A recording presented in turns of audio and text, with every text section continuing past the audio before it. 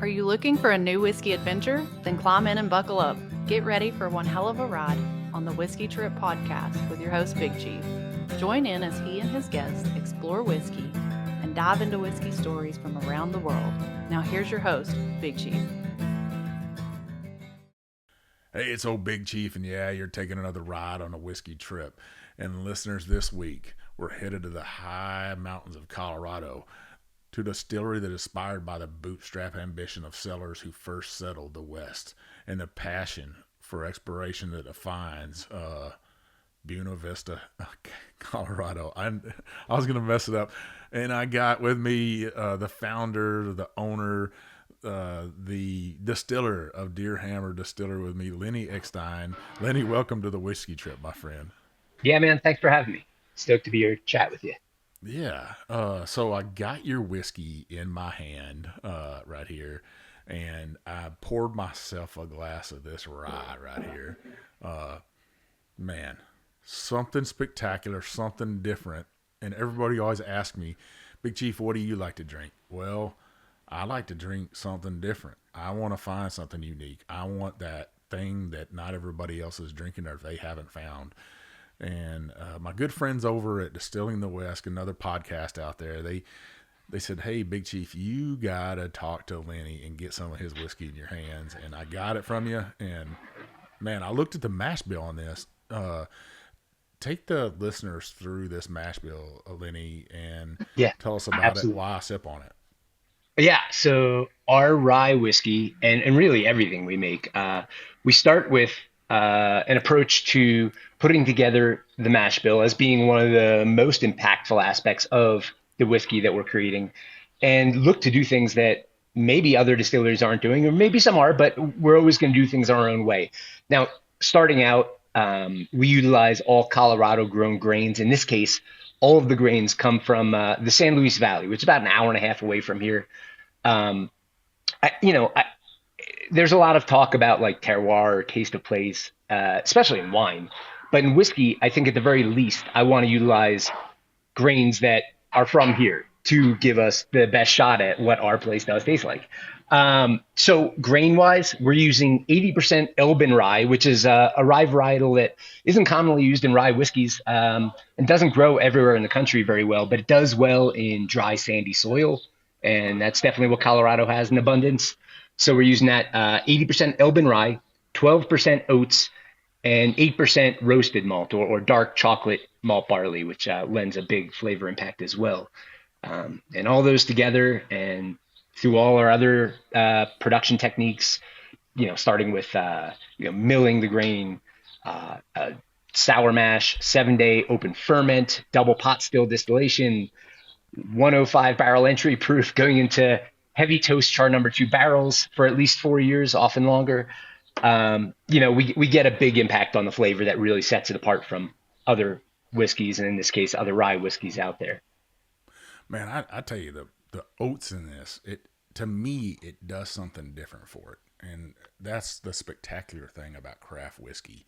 And I think also with pot still, when you have a column still, there's so much I think, of the flavor that is stripped out of whiskey. Where this right here, that oat does something different. And maybe it's the impact with the oats and the toasted barrel together. But you get this for a 44% whiskey, you get this spectacular, sticky sweet with a little bit of cinnamon twist on it, I think. And this orange zest that I talk about, the orange candy, spice candy that you might have got on your grandma's table and stuff that some people are like, Yeah. oh, those are disgusting. But that's what I get, that note of a childhood memory. And that's what's so great about whiskey. And then you talk about chocolate malted notes on there. Yeah. Just that little bit of that chocolate right there. Sometimes you can get this orange spice candy chocolate out of Mexico, and I'm getting a little bit of that as well. Not those traditional bourbon or whiskey notes you're going to get out of an Irish whiskey or a typical 95.5 out of Maryland or out of Pennsylvania. This is something different and beautiful, and hats off to you, my friend. Thank you. I'm not a rye Yeah. guy either. Yeah, I'm always trying to win over the not rye guys with what we do, just because, to your point, it is different. And I think you really nailed a lot of the stuff we were going for in terms of like, people, I mean, there's oats in food all the time, and, certainly in more modern times, we're starting to see distilleries experiment more with unique grains. In our case, and as we talked about in the grain bill, people aren't terribly familiar with the flavor profile that oats could bring to a whiskey. I find it does have that cinnamon note. And, the things we're most familiar with are probably like, cereal. Yeah, I don't eat Honey Nut Cheerios anymore. I probably haven't in like 45 years. But when I take a whiff of some of our experimental barrels that are even higher rye, I'm smelling these like crazy cereal notes from when I was a kid. And, we don't necessarily get those as much, but those cinnamon notes and the textural components that oats bring are really cool. And then, the chocolate malt, maybe some of your listeners have heard of other distilleries delving into that level of experimentation. It's something that, coming from a bit more of a brewing tradition and bringing those practices to distilling, if you want to make like a dark beer, like a stout or a porter, you're throwing chocolate malt in there. And it's not just for the color, it's for those roasty, coffee, chocolatey characteristics. And while you can certainly go too heavy and too hard in the paint on that stuff, and I have certainly found out the hard way what 15% chocolate malt does to a whiskey. And spoiler, it's not awesome. When you get it dialed in perfectly, you get some really cool subtlety of flavor and just notes that you won't typically get in the more standard whiskey productions and grain bills out there. So yeah, the I, rye has always been a fun one. I love it. Let's take your listeners through of your history of Deerhammer and how it all started. How do you get started into a distillery in Colorado? Because Colorado was kind of known for beer. Yeah. I consider so. My wife Amy and I started Deerhammer, and we got it rolling in 2010.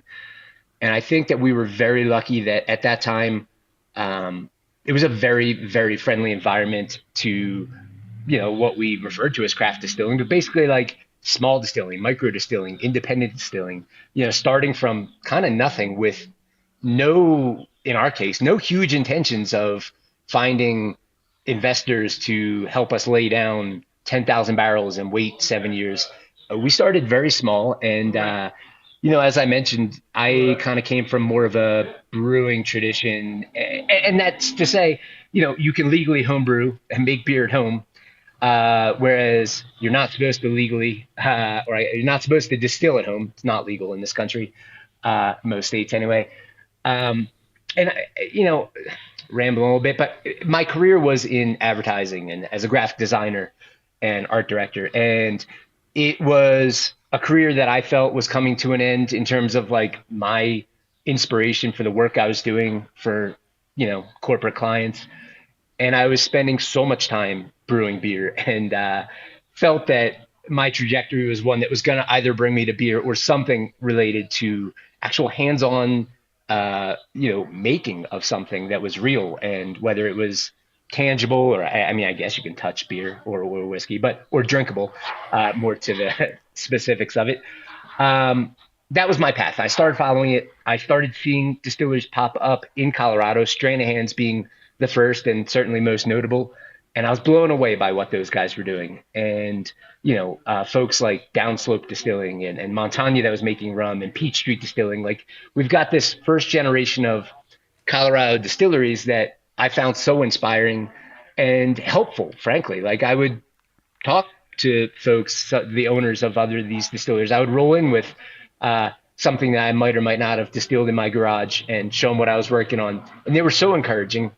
And it got to the point where Amy and I thought, like, what's the worst that happens? It doesn't work, then we both go back to work. And, I think in some cases, trying to view one's path as like failure not being an option is helpful.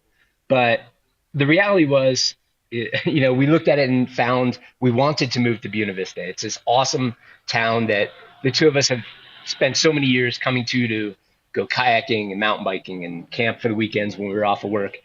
It just seemed like everything kind of made sense to give it a go. We found a great building right on the main street of town. And I don't know, it's a rambly way of saying it. I just decided I'm going to jump in with both feet and see how it comes together. I wanted to make an American single malt first and foremost because I was used to malted barley because of beer production. And, as I alluded to that in 2010, 2012, even a little farther forward, I think the landscape of the industry was such that if we had a young whiskey, people were very cool and receptive to it. And now they sure are not. Like nobody wants like a 2-year-old whiskey. But we've adapted along the way. And, we've learned from mistakes, but our guiding principle has always been to try to create whiskeys that are compelling and unique and different than other things on the shelf and bring value in their complexity and flavor profile. And at this point are plenty mature. We don't pull anything under 4 years old, and we're pulling stuff upwards of 7 years at this point. For a small distillery, that's been a pretty fun journey to get to. So why the name Deerhammer? Oh, are you a hunter? I was based on that. Now, I mean, I'll go fishing here and there, and I rarely catch fish even. But, to the whole, I guess, background of Deerhammer, and starting up in this small mountain town. I mean, we're a population of about 3,000 people, and we're right at the headwaters of the Arkansas River. And the first settlers here, there was a lot of mining. We're just up the road or down the road. Leadville's just up the road from us, so a lot of mining and a lot of really interesting historical relevance and activity. Not so much here in Buena Vista. This was a sleepier town. They grew a lot of lettuce, but in looking at the history of the town, we found that one of the first residents that was mentioned as pretty kind of known, outspoken character was Alcina Deerhammer. And we found that, and my wife had pointed out, she's like, that's a pretty cool last name. Maybe more compelling than Eckstein. Let's try, maybe that would be a good name for a distillery. And we slept on it the next day. I was like, that's it. That makes so much sense. And there are deer everywhere in town, where this town is like, we have mule deer just behind the distillery probably right now. So just kind of clicked. So I'm sure with your logo, it was easy in marketing and designing to put mule deer antlers on a barrel and say Deerhammer and let it rip. It all just makes sense. And even from like the sense of like, I don't know, it's kind of fun. Times like we like to play around with the mythology of what could be behind Deerhammer, what does it mean? But really like it kind of echoes the concept of our whiskey being like bold and unapologetic and just unique and in your face. And, it's fun to create a brand that is somewhat part of oneself, but also the product that it actually is. So I don't know. That's kind of the short rundown of what we're all about, I guess. Well, I love that you went ahead and paid tribute to the founder of the town and used there's deer walking around there, obviously. The mule deer in the Rocky Mountains are just amazing. And I just poured another glass of your single malt whiskey, and I'm excited to taste this right here because this is a new category in American whiskey. Yes. So you obviously had to be forward thinking and say, hey, I'm going to go ahead and make this American single malt. Yeah, I mean, some would say stupid thinking. When I started doing this, I was calling it American single malt. The label said American single malt. The government wasn't super cool with it, but they tolerated it. And here's like an interesting bit for listeners, like, and yourself. So as you probably know, like there's formal categories that the government basically pens out and signs off on that we have to follow. And we all know what bourbon has to be, in terms of 51% corn, aged and charred new oak, and can only be made in America, and all these other qualifiers. It's probably the heaviest regulated category. But there's a category for, obviously, rye whiskey. There's a category for wheat whiskey. And there's a category for malt whiskey, as defined by the TTB, which says basically all the things that, if you are familiar with what rye whiskey entails, malt whiskey, 51% malted barley. Can't be 51% malted wheat or malted rye. That would be a wheat or rye. Malt refers to malted barley. And that category has always existed. So the government would say, I don't know about American single, but malt whiskey is fine by us. So if you want to put those other words on there, I guess we're okay with that. So with that, early on, be it other distilleries, distillers, folks in the industry, I was hearing so often they're like, "Yeah, why there is no American single malt." I don't. And my mindset was like, I don't know why we're even like having this conversation. Like there is, I'm holding it, and why wouldn't there be? There is Scotch out of Scotland, obviously, and there is Irish single malt and Japanese single malt and Tasmanian single malt, and there all tons of countries have single malts. Why wouldn't the U.S.? So, as you mentioned, the government finally came around to it. For me, it was just something that I was like, of course it's going to happen. And there's so many Scotch drinkers out there. There's so many bourbon drinkers. Certainly, there's this like confluence of the two, and they're going to be curious. And I want to say it was like 3 years into production, and we were just starting to make bourbon by year 3. We started out with American single malt only, no vodka, no gin, nothing really of that nature. And I remember Amy came up to me and said, she was like, "Are you sure that people are going to care about American single malt?" I was like, "Of course they are." And as she was saying that, I was just thinking like, I don't know if they're ever going to care. I hope they are because we've been making a lot of this stuff. But fast forward and people care a little now, and I'm hoping that keeps increasing. I think it's delicious. Now this is 92 proof, which is be higher proof than what traditional a Scotch or Irish whiskey would be, or even Japanese whiskey, by 12%, or not 12%, but 12 proof points, I guess is what you would call it. Yeah. But still, it has just this more sticky note to it to me, even though it's distilled the same and has those same characteristics. It just has a stickier, sweeter palate to it for me. And I really love it. It takes me back to that first drink of like really, really good Scotch that's not peated. And I love that. And I think what this hits home to is those Americans that drink Scotch and Irish whiskey that wanted something American to drink, and they love America. Why not produce something for those people that enjoy that and go ahead and say, "Hey, I made something just for you." So that you can celebrate your American pride with some whiskey that you love to drink. Because not everybody, I know this is going to be sacrilegious, but not everybody loves bourbon. Some guys don't love it. That's they love true. The malt in this. So I hats off to you to forward thinking that you got something of age. And the color on this is just super dark. I would say this is darker than most Scotches or Irish whiskey out there. If I put it bottle to bottle, Yeah. it's beating them out.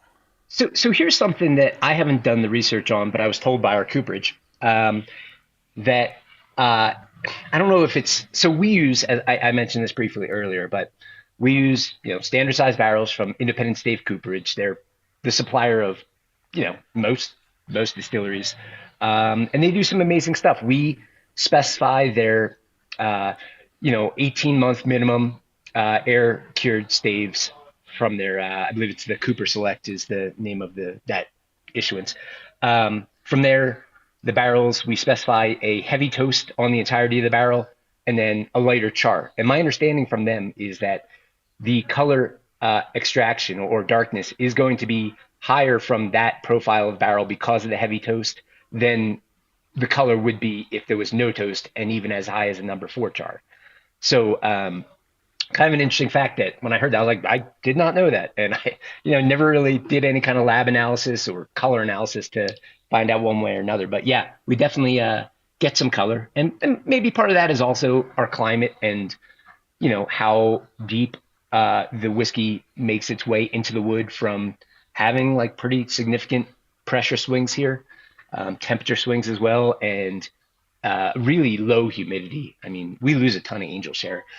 But with that, again, it's like our expression of what I believe American single malt not has to be or should be, but it's what we want ours to be. And it's such a fun category because we get to be part of defining that.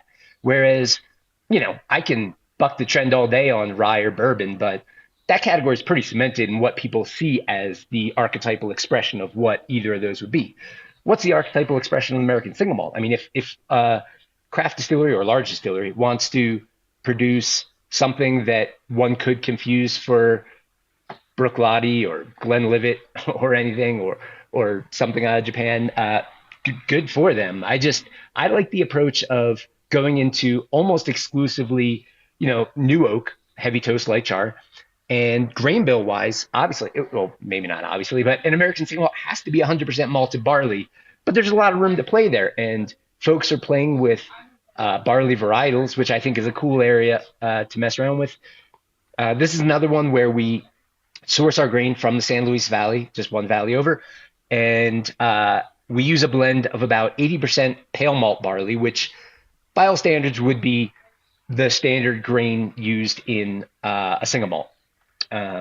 Sometimes when we talk about malted barley for bourbon, they'll use 6-row malt barley. And this is a little nerdy, but the reason for that is that incorporating malted barley into a bourbon or a rye, you're doing that for the enzymes that are present in that malted grain.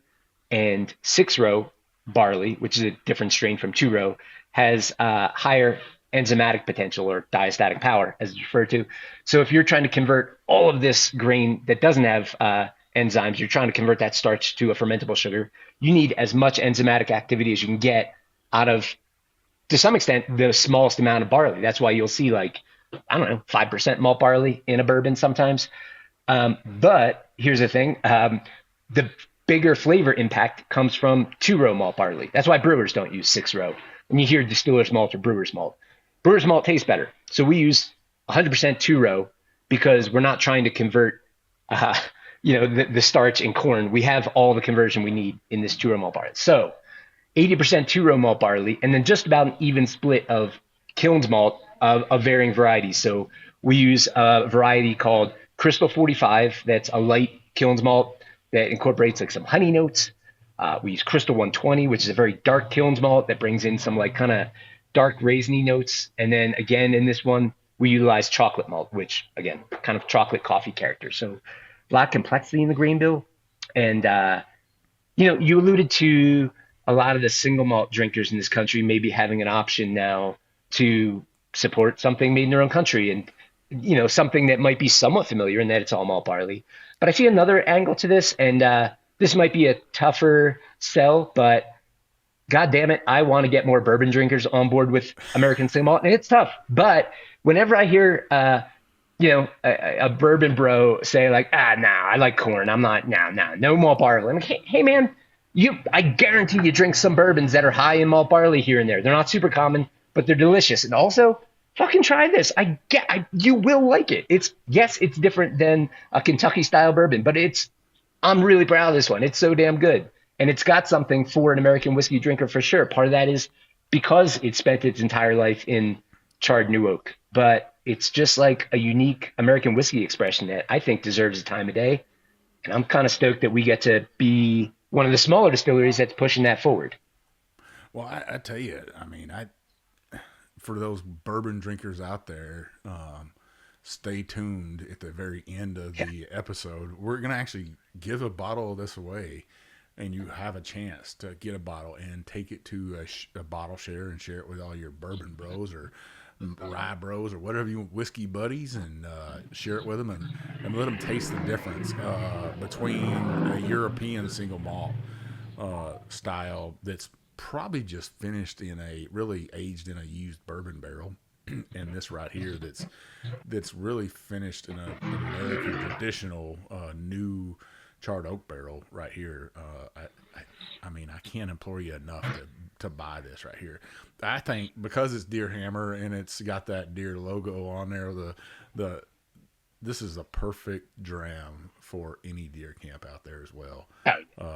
Man, pour this up, share it with some friends around a fire, talking about the day's hunt, talking about adventures in the mountains, talking about just life, and you'll experience something totally different, especially when you have something like this in your glass. It is just delicious. I mean, the cinnamon characteristics in this, the deep like vanilla bean notes on this are shocking to me. And I get this little bit of hint of, maybe it's from the toasted barrel, but a little bit of that toasted marshmallow that I just love.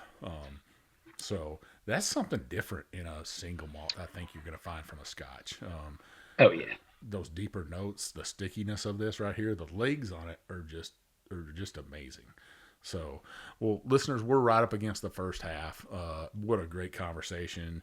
Lenny got to really go into scientific about malted barley and barley itself. And I think listeners love that kind of knowledge, Lenny, is to learn something new that they might not have known about even bourbon in the malt that's in there, the malted barley that's in there. That's always welcomed. You can always learn more. I learned something today, and I'm grateful to have you on as guest. So on the second half, listeners, we're going to be sipping on the rest of this right here, the single malt, and then we're going to bust open a bottle of their bottled and bond bourbon. We've been busting on bourbon for a minute now, but I love now bourbon. we're going to sip on some. Stick with us. We'll be right back. Seldom Seen Farm, bringing bourbon barrel-aged maple syrup goodness from everything from pancakes to whiskey cocktails. Seldom Seen Farm in Northern Ohio has something magical for your whiskey cocktails instead of that old basic simple syrup. Kevin Holy and his family are harvesting the sap from over their 5,000 maple trees and turning it into something delicious, maple syrup. He then goes a step further by aging in bourbon barrels for 6 to 9 months. That's right, bourbon barrel-aged maple syrup. Shh, don't tell Miss Viv, but I love to pour it over my butter pecan ice cream. Visit them at seldomseenmaple.com. All right, listeners, we're back for the second half with Deerhammer Distillery in Buena, Colorado, Buena Vista. And you know why it's messing me up? Because about 15 miles north of me is Buena, Texas, and it's Buna, and that's why it's like messing my mind up how to say it, because it's spelled like Buena Vista or Buena Vista, and it reminds me of like a John Wayne movie. The name does. When I think of Buena Vista, I think of John Wayne. Yeah. Well, I think this country and particularly this region has a habit of for sure mispronouncing what would be otherwise like proper Spanish pronunciation. But, when you name a town something, what do you do? Like argue? Like it's, if the name proposed was Buena Vista, as in beautiful Buena Vista. So it's what it is. Huh. Yeah, the spelling of it messes me up. We just call it BV. I would say that I think old John Wayne would love this American single malt right here. I think he would have some in his saddlebag and said, hey, cheers to you, all you cowboys out there, for a long day's ride. Here's some of that liquid medicine to take the pain away.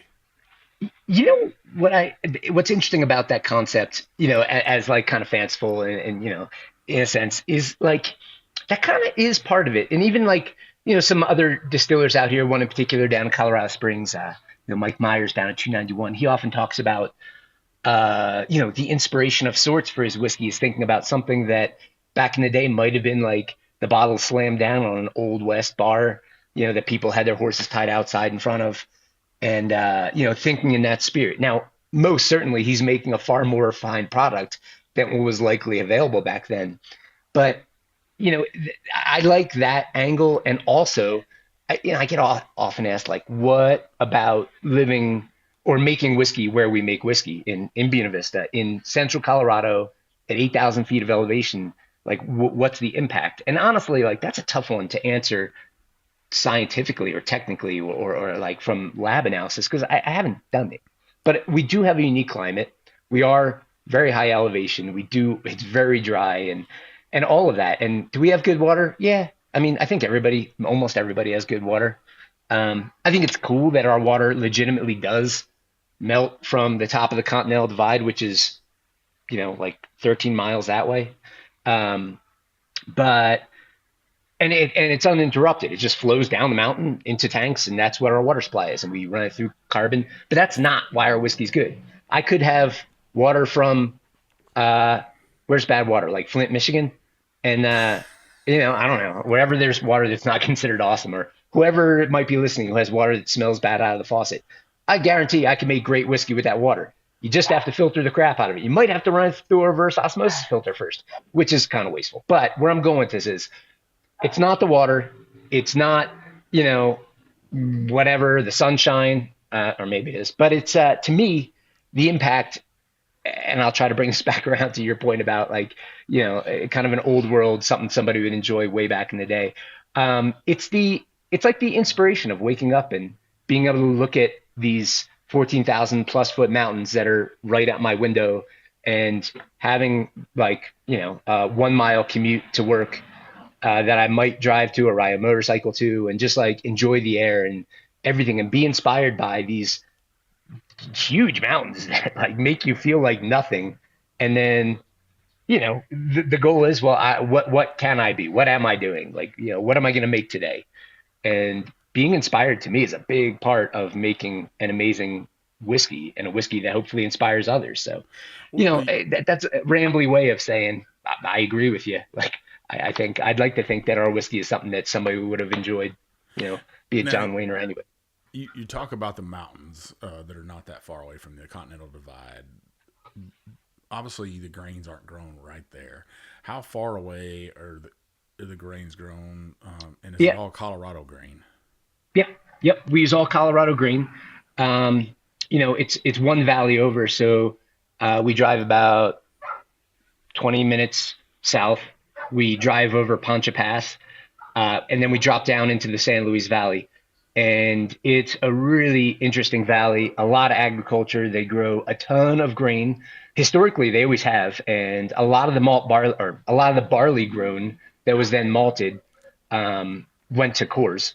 That probably heard of them. And as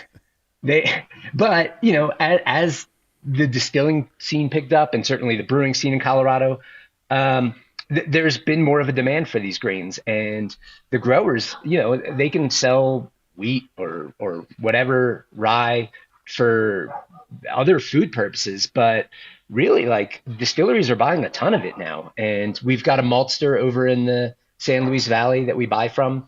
I think it's important to me to use grain that, does come from this area. And furthermore, it's a really cool spot in Colorado. It's, the Great Sand Dunes National Park is there, which is a really neat kind of geological oddity. It's like you're in the middle of some crazy desert, that doesn't belong there. There's amazing hot springs. There's really good mountain biking, and there's our grain. So yeah, it's not too far away. It's pretty close. I can zip over there and grab a pallet or two if needed. So yeah. Now why not the sweet mash process? Because you brought up sour mash. Do you use sour mash both in your rye whiskey, your bourbon, and in your single malt?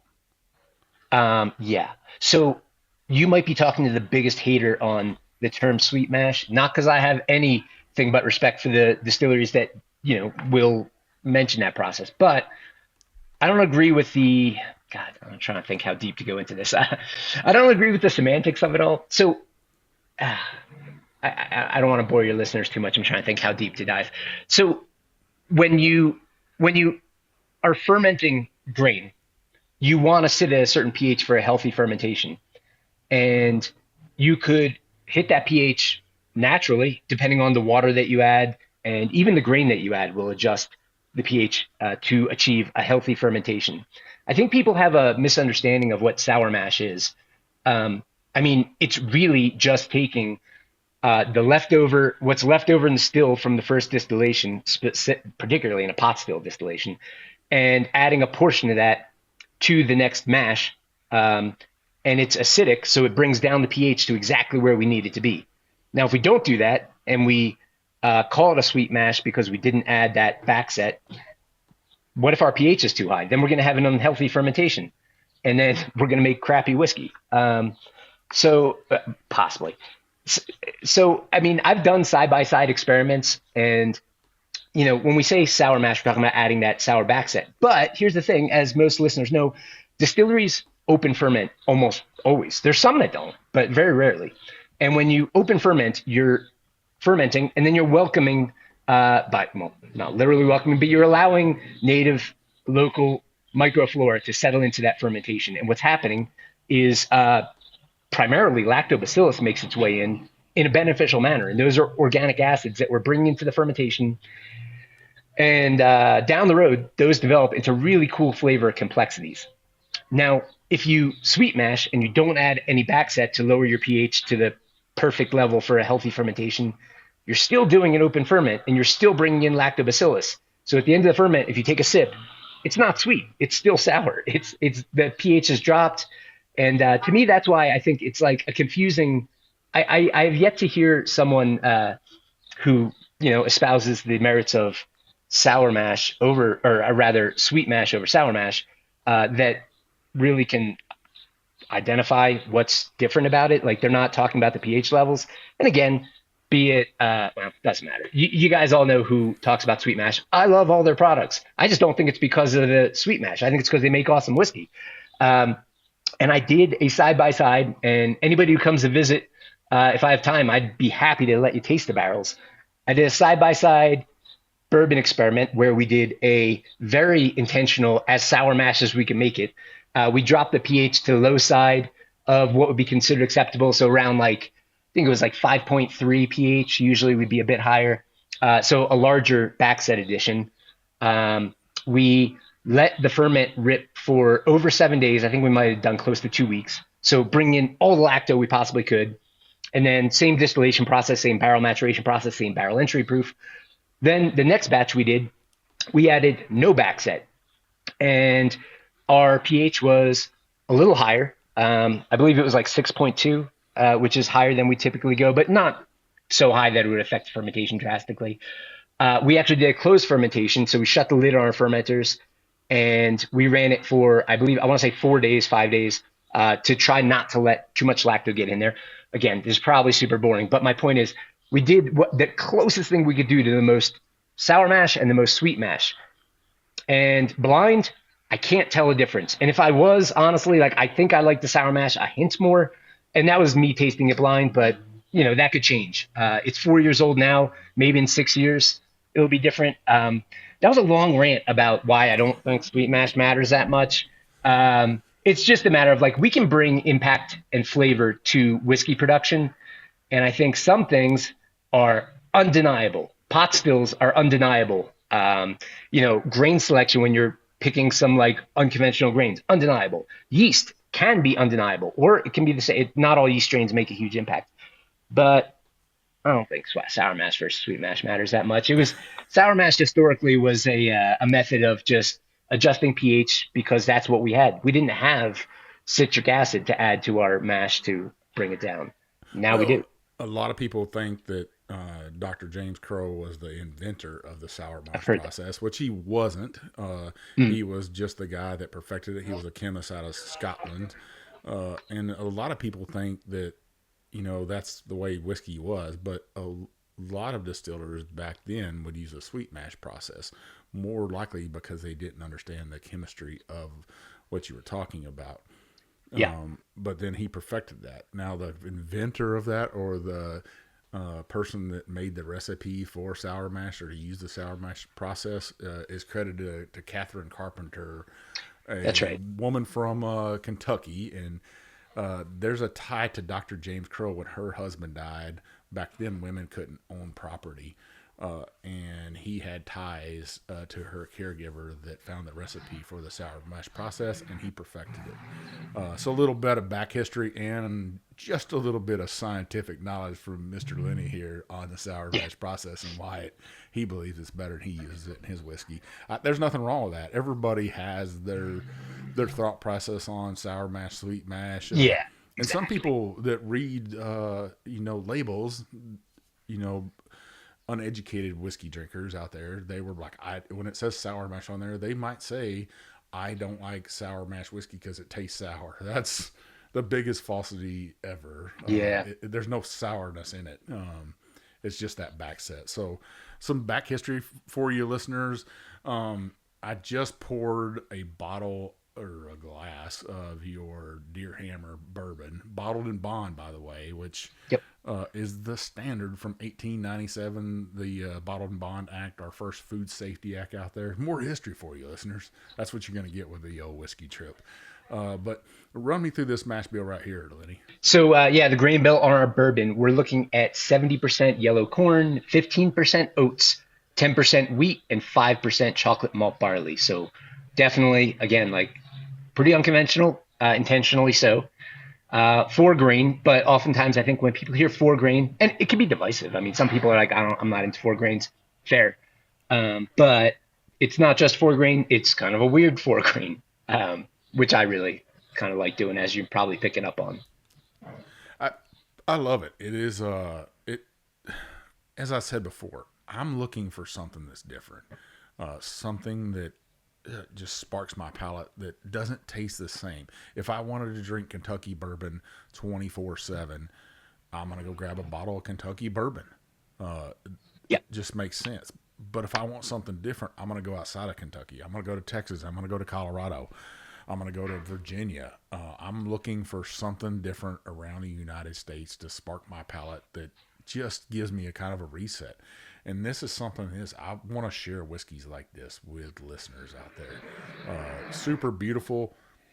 It's got a great nose on it. And maybe that's that 4 grain that I love. A lot of people, there's very few 4 grains out there. Not a lot of people are putting that extra effort in like you are. And I love that you stepped away from what Kentucky is and is being your own man out there in Colorado, and distilling something that's beautiful. I mean, I think, I've got a lot of friends in Kentucky who run craft distilleries, and by all rights, like I can, how much I say, like I love that they are making a Kentucky bourbon in their style that deviates slightly from the big guys, but deviates in the really interesting ways where they're embracing pot still distillation, but they're also using, local grains. And they might be using fairly conventional grain bills, but they're still looking to deviate a bit. Out in Colorado, I don't see the point in trying to strive to replicate, at best, get close. I mean, I think they have it unlocked. They've been doing it for a long time. The knowledge is there. I think what we have as a craft industry in Colorado and beyond that's on lock is the ability to say, let's flip this on its head. And, I drink a lot of Kentucky bourbon, but I also, like last night I was sipping on Leopold Brothers bourbon that was finished in their 3-chamber rye barrels. And it's amazing. And it's so different than anything out there. So, that's always the goal for Deerhammer, is how can we make something that's so different from anything out there? And I think the grain bill is pretty unique. In the case of this one, the majority grain obviously being corn, that's one that is not grown as close to us, but it is still Colorado. This is grown down at Ute Mountain Farm, which is way down in southwest Colorado, right in the Four Corners area. So, they grow a food grade versus, the standard dent corn that's used in bourbon. So I think like anytime I have the opportunity to say like, what's different? What's here? What can we use? That was something that I jumped on. So slightly different flavor profile in that it's a corn that would typically get ground into cornmeal and used in food. But that's the primary grain. And then again, the oats bring a really cool texture and kind of a nutty, sweet component that's different than the sweetness that you get from corn. Wheat, another sweet note as well, but it lends like a little bit of that fruit hint that we don't typically get in the other grains. And we can get in a whiskey of proper maturity. You can develop slight fruit notes from a variety of places, but I find that the wheat kicks it in a bit. And again, the chocolate malt brings in that roasty character that's kind of a signature of all the whiskeys we do. And as well, same barrel profile, heavy toast char too, minimum 4 years. I guess something worth mentioning, like our bottled and bond isn't a standard or consistent offering at this point for Deerhammer, in a sense. So our bourbon now is in Colorado. It's transitioned to all from 88 proof up to 100 proof, and we're looking to figure out how to move that into the other markets where we offer whiskey through distribution. And that'd be Missouri, Nebraska, Kansas, and a little bit in California. But since that product is at least 4 years old and 100 proof, it certainly could be bottled and bond. The problem is, and why it can't be, is that I've, for the last few years, been blending 4 year barrels with 6 year and 7 year barrels. And that means it's not bottled and bond anymore because it's not the same season. Um, this one is, and I think it's something that we might start moving towards. I guess like I will miss the opportunity to blend for exceptional complexity with some of those older barrels or possibly some of the younger barrels that exhibit something amazing. But, it's a fun differentiator to just put out a very like linear, rigid, bottled and bond. It's that. So, yeah, that's what you're drinking now. And we're going to have this actually, I got to bottle up a bit more, but I'm going to have this in our tasting room as a distillery only release starting tomorrow. So it's kind of fun. Well, it's the time of the episode, and I've added this in the last couple of episodes. It's time for some quick fire questions. Okay. So quick answers. One word to describe Deerhammer whiskey. Oh man. One word. I usually use like 10. I would say unconventional. Unconventional. Love it. What sets Deerhammer apart from other Colorado distilleries? Okay, so I'm going to give you a rambly answer, then I'll try to give you one word. I think Deerhammer and a lot of Colorado distillers really embrace creativity and trying to do things outside of the box. God, what sets us apart? I think like one word is so damn hard. You can use 100 words on this one. Okay. I would say so I'll try to narrow it down to a few, but Deerhammer from day one has been known for like really kind of challenging convention, and maybe that would be the challenging convention. 2 words, challenging convention. I think that's what's different. Yeah, that's what we've been known for, and I'd like to think that in that from our earliest days, we've hopefully inspired some other distilleries to do the same, because I know that I've certainly been inspired by, at the first in Colorado Stranahan's, like the very first sip I had of their product before it hit the shelves. Like I was at a bar next door to their original distillery, and I had a sip of that, and I was blown away. So something that was so unique to what I had been accustomed to drinking. So anyway, yeah. Most underrated whiskey in your lineup? I would say our Hickory Smoked Corn whiskey, which we're not tasting today, but it's a pretty interesting one. It's 100% corn, and we cold smoke 10% of it with hickory wood for 24 hours, and it ages in ex-bourbon barrels. And that's the one that most people kind of scoff off at like Bourbon Fest. And then when they try it, 10 minutes later, they're like, hey, I brought these guys over. They need to try this one. So I would say, yeah, our Hickory Smoked Corn whiskey is pretty underrated. What's your favorite grain to work with? Barley, for sure. Malt barley. Awesome. That's a quick answer. Yeah, that's a no-brainer. Yeah. What's your proudest innovation in the distilling process? Do you mean like in terms of product or our production process? I'd say something that you innovated yourself at your distillery, something that you think you only use, or that you were like, man, I can use this and make my stuff better. I see.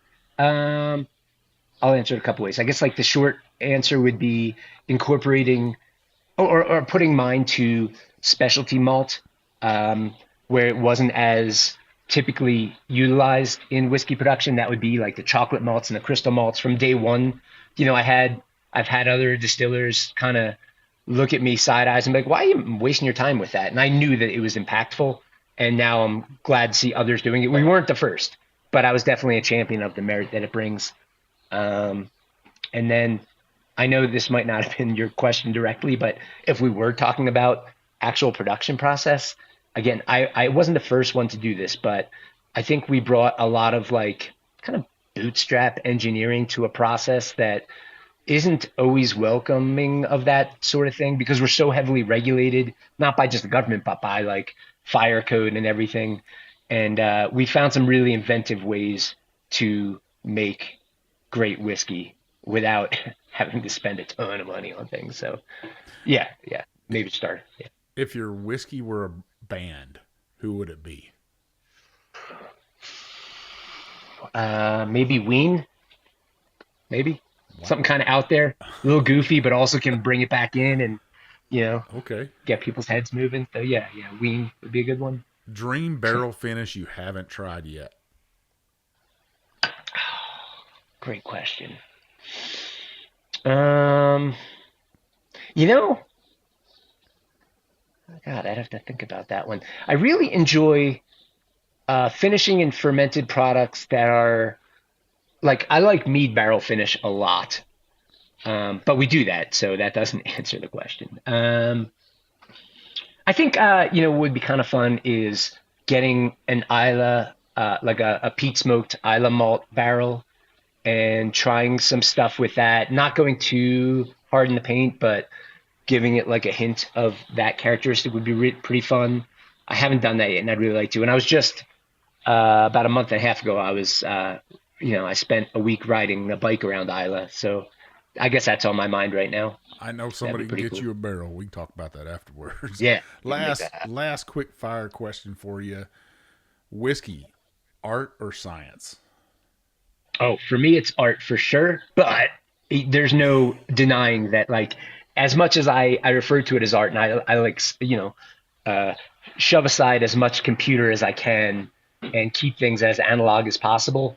Um, I mean, you can't ignore the science of it. We don't have to send our product out to be analyzed through gas chromatograph, mass spectrometer stuff, but I think like knowing the science behind the fermentation specifically, but really all of it, you're flying blind without that. But if you don't embrace the art, and that's the fun part for me, uh, I heard somebody say this. It's not essentially true, but it was an interesting take that artists make whiskey, engineers make vodka. Now, that obviously it's not really true, but it's the idea of like if you're always shooting for like the finite, everything to be perfect, you know, where's the muck in it, and where's the fun, and where's the So, I embrace the art. Well, let's. None of these are fast answers. I'm sorry. I think you're looking like I don't know how to do that. I could have. My bad. I knew that as I was going in. I was like, he's not going to be able to answer this quickly. Let's go ahead and talk about the distillery itself and people coming to visit. Do you guys offer tours? Yeah, we offer tours, but it's almost like a watch this space kind of thing. We're bringing some new staff on, and I'm looking forward to having more help with tours. Right now, I'm doing them. But as we get closer to or into July, we're looking to have at least 4 tours a week. We're in a very busy town, and our tasting room gets. Hold on a second, my computer is not charging. There we go. I didn't want to die in the middle of the conversation. Our tasting room gets a lot of traffic. In fact, there's traffic walking by right now, and people come in and they want to do flights and they want to have a great cocktail and hang out on the patio where I'm sitting right now. And sometimes I hate saying this, but we're too busy to offer tours because we're trying to satisfy that component. That being said, the same crowd wants tours. So we're trying to build up that program again. And, if somebody happens to be rolling through Buena Vista, Colorado and wants a tour and they don't see it on our website, for sure, holler at me. info@deerhammer.com comes straight to me and I'll just schedule a tour for them. But do expect there to be at least 4 more tours per week starting soon and then continuing on from there. So we're getting back on our feet with that. What's your? They can order a cocktail there. What's your favorite cocktail in your bar there? Well, I just put together one I really like a lot. It's a riff on a Vucare, which I'll save you the rundown of that cocktail exactly. If anybody's curious, Google Vucare. It's a badass cocktail that incorporates rye and cognac. But I made one as a barrel-aged cocktail that utilizes our Deerhammer Rye. We also make brandy sometimes. So I've got all these 6-year-old brandy barrels kicking around the warehouse, and we don't have it as a product besides tasting room only. So it's Deerhammer Rye, Deerhammer Brandy, Sweet Vermouth, Aperol, and Peychaus bitters and Angostura bitters. And then it's barrel aged and poured over a big clear ice cube. And I think it's a pretty epic cocktail on a hot day, even though it's got like a lot of complexity. It's not a light cocktail per se. It's perfect. It's almost like a whiskey drinker's Negroni. So that's one I've been sessioning probably one that should. I love it. I love it. Well, Lenny, it's the end of the episode. Where can listeners find you guys on social media? Oh, yep. So we're on Facebook and Instagram. We're basically on everything at Deerhammer. Um, if you find at Deerhammer Tasting Room, that's us also, but that focuses specifically on the tasting room visitor experience, which is totally fine. Check out. You'll probably see pictures of cocktails and fish and chips and I don't know, people having a good time. But at Deerhammer specifically on Facebook and Instagram, a little bit on what the hell is it called? What's the platform that everybody likes that I seem to not pay attention to? TikTok. Yeah. Drew a blank on that one. I'll post here and there on that. YouTube as well. I'm trying to get videos up there. I'm actually about to upload a super long tour that we did a couple years ago that we had recorded to our YouTube channel. So if you want to see how a very small distillery that makes at best 1 barrel of whiskey a day functions and squeezes into the smallest space ever, keep an eye on our YouTube channel. It's kind of funny. A little rambly. I built the distillery for me, and you might not be able to tell in this video, but I'm not the tallest. I'm about 5'5" on a good day. And that's really convenient when you're building a small distillery, because if the head clearance is the button of your hat, it works out pretty well. But then when you hire somebody who's taller, it doesn't work out so well. So you'll see some funny stuff in that tour, that pretty compact distillery that can, make a decent amount of whiskey, I suppose. So, yeah. Social media at Deerhammer, though, is the answer. So we got 2 giveaways here. We got one for Instagram. The Instagram one is you're going to go ahead on the post with Lenny for Tuesday. You're going to go ahead and you're going to tag 4 people in there so they can find out about Deerhammer. And, I was talking about that deer camp out there. What I want to do is the person that will go ahead and tag 4 people on Instagram, tag Deerhammer. Make sure you follow Deerhammer on Instagram. We'll do 1 week giveaway. As always, on Mondays, I announce the giveaways. You're going to get this bottle of Deerhammer single malt whiskey and this cap that I tried to keep for myself right here because, that I could rock this thing, especially out hunting. But you'll get one of these, this bottle right here and this hat. You got to tag 4 people, follow Deerhammer on Instagram. 1 week, you got to reside in the United States and you got to be 21. Now, wait a minute. We got a second giveaway. Folks, because TikTok is growing. We got this bottle of bottled in bond bourbon right here. And you see my giant hand. So this is a full-size bottle from Deerhammer of their bottled in bond bourbon, which is delicious. Absolutely spectacular at 4 grain. What I want you to do on there is I want you to go ahead and tag 4 people on TikTok, tell them about this, and share your favorite bottle share experience. What we want you to do is show that you have been to a bottle share or you've held a bottle share, and that you're going to take this bottle right here to a bottle share and let everybody try it. Same thing with that single malt. So 1 week, I'll do the announcement for both at the same time on YouTube. I'll share it to TikTok. I'll share it to Instagram. I'll share it everywhere. 2 people are going to get these bottles right here. That's a pretty amazing giveaway. It's easy to do. So please enter to win these. You got to be 21. You got to reside in the United States. I said at some point I'm going to do a worldwide giveaway. I just got to build up some funds for that shipping because it's going to cost me an arm and a leg. So, but I would appreciate if you do follow Deerhammer on TikTok, on Instagram, and on Facebook. Give them some support. If you're out there in Buena Vista, Colorado, make sure you walk in there. Make sure you find Lenny, his giant self. If you're 6'3" like me, make sure you watch your head. We don't want you bumping your head or anything like that. But Lenny, any last words for our listeners out there? I love when people, support Deerhammer and pick up our stuff. But I would say in general, I think you really nailed it throughout this conversation. But there's some amazing whiskey coming out of the heritage brands. And there are some phenomenally unique and creative whiskeys coming out of the smaller distilleries and craft distilleries. And I just like to see them being supported. It's been my goal this year to, I've kind of committed to only buying products that come from small independent distilleries. I love the big stuff, and if somebody buys me a pour at a bar, I'll certainly sip on it.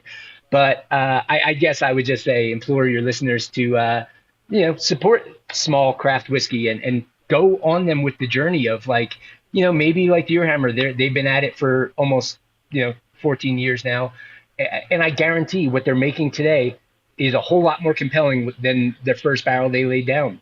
And I give it a shot. And I guess if you are in any of the markets where they sell Deerhammer, Colorado, where we sell Colorado, Missouri, Kansas, Nebraska, California, if you're curious, pop into your favorite liquor store and tell those guys, be like, damn, get this stuff in. I need to try it. Because I'm telling you, man, it's hard as hell when I'm traveling throughout like Nebraska or Missouri, and I pop into a liquor store. They don't want to give me the time of day. They're like, great, another whiskey. My shelves are full, man. So be it Deerhammer or anyone else, do them a solid and support them. And I guess that's all I got on that note. But yeah, man, thanks. Well, Lenny, I can't say thank you enough for getting your whiskey in my hand, coming on my show, Yeah, talking to my viewers, thanks for talking to having my me. listeners and stuff. I really do appreciate it. Listeners, Nah, I love it. you know where you can find old Big Chief at. You can find me at the Whiskey Trip on Instagram, on Facebook, on TikTok, on YouTube now. Make sure you hit that subscribe button up there. I'd really appreciate it. We're at 160. Maybe we can hit 200 or 300 subscribers before the end of the year. Really build this out. My goal really is to get to 500 subscribers. That's my goal by the end of 2025 is to get to 500 subscribers. I know that's not that many, but for me, an old man just drinking whiskey, talking to great guys like Lenny, that's pretty great. If you like what you're listening with me, make sure you listen to Mark and Matt with a Bourbon Life on Apple Podcasts, on Spotify, on their YouTube channel as well at the Bourbon Life. If you like what you're hearing, make sure you leave us a 5-star review and some comments on Apple Podcast. Those really help. And then you can take and copy those comments over to the Facebook page for the Whiskey Trip, at the Whiskey Trip on Facebook. Put those comments on there. Leave me a review on there. I'd really appreciate it.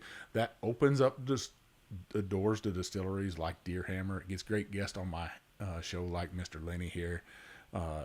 It lets me give you great content, great history, great scientific information like Lenny gave us today.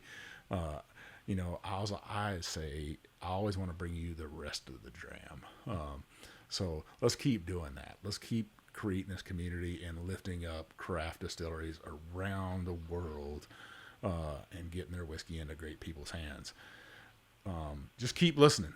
Great giveaways. Don't forget about this giveaway right here. I'm about to put some giveaways out. I've got them lined up. Don't forget to go to my website and order that Bourbon Bullshitter t-shirt, the Whiskey Trip ball cap that I'm always wearing all the time, or one of my rocks glasses that I was drinking out of today. Those purchases help the Whiskey Trip keep getting great equipment, new webcams that I'm probably going to need to buy. Just gets my red pickup down the road to visit distilleries out there. So I thank you for taking this journey with me. This is Big Chief. Thanks for taking this ride with me.